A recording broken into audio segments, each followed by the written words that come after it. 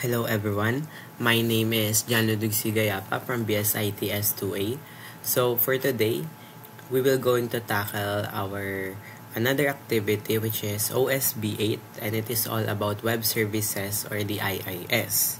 So for the step 1, we need to start or open our OS Server 2018 Oracle VM VirtualBox. So, syempre, bago tayo makapagsimula gumawa ng activity, kailangan muna natin magbukas ng isang server which is yung 2008 yung gagamitin natin. Then, for the next step naman, so, pupunta tayo sa ating server manager. So, pupunta lang tayo dito sa ating start. Isa-search natin yung server manager, right-click, right-click na rin itong add roles and check the web server IIS. Next, all the default settings and install it. So, i-check natin itong web server IIS. Then, yung mga next na mga default settings is in-next lang natin yun. Wala tayong masyadong gagalawin doon. And then, click install. So, once na-installed na yan, ito na nakalagay dito sa baba na installation succeeded. Next step naman, once na ma-install na natin yung web services IIS, to check the installation, go to the Internet Explorer and type localhost. It should be look like this. So, makikita natin sa ating Internet Explorer, tinype ko lang localhost and magiging ganito siya once na sinearch natin. So, ang gagawin naman natin ngayon is to go to our local disk, create a new folder, named it as web server data, right-click the folder, share with, choose everyone, and click read/write. Click share, then click done. So, everyone read/write. So, ito yung gagawin natin. So, after nun, kailangan naman natin gumawa ng simple website in Notepad. Isasave lang natin siya as any file name.html. So, ako pinili ko index.html in your newly created folder, and to check it, double-click that file and it will redirect you to that site you created. So, ito yung sample site na ginawa ko sa ating Notepad. Simple lang siya for requirements at may pakita lang natin yung simple website na yon. So, nakalagay lang dyan yung OS8 B8, yung name ko, yung age ko, then yung school and course ko. So, ganito yung magiging kalabasan yan. Ngayon naman, go to start. I-search natin dito yung IIS and enter it.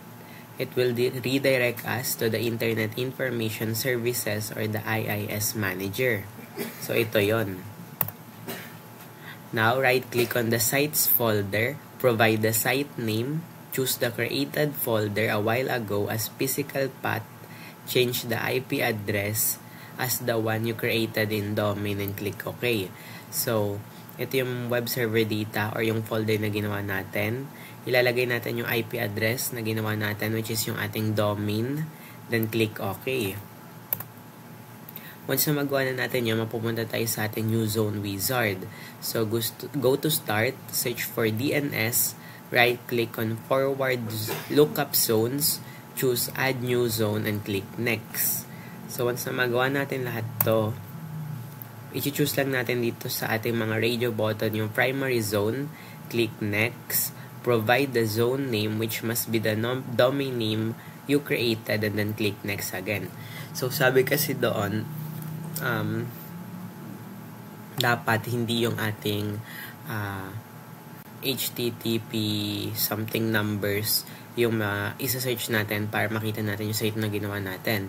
Dapat, which is yung domain name na ginawa natin. So, yun yung ilalagay natin dito sa zone name, yung domain na gayapa.ethos220.com para once na sinearch natin yan, lalabas yung site na ginawa natin kanina sa Notepad. So, ititik lang natin tong allow both non-secure and secure dynamic updates.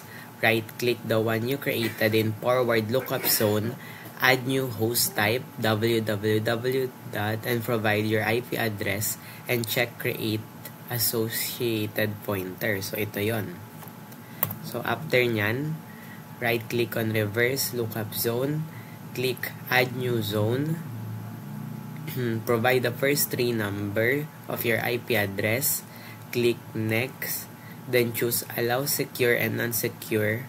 Then Finish. So once na magawa natin yan, pupunta natin yung created file natin in reverse lookup zone. I-right click natin yon. Then i-add natin yung new pointer. Browse. Then find yung ating www.file we created under forward lookup, domain name file, then www. Tapos i-click natin, then click OK. So once na maklik na natin yon, pumunta na tayo sa ating Internet Explorer. Ita-type natin yung www. Yung domain name natin, and isa-search natin. So once na ma-search na natin yun, ito na, lalabas na yung site na ginawa natin sa ating notepad. So, yung site na ginawa natin na yon, it can be seen na rin also by our client server or displayed na rin using our domain. So, na-check na natin lahat ng requirements, nakagawa tayo ng site, pwede na siya makita ng client server, and yung isa-search dapat natin is yung ating domain name, which is yung giapa220.com. Then, we can say that we are already finished with our OSB8 or this activity. So, thank you again for watching.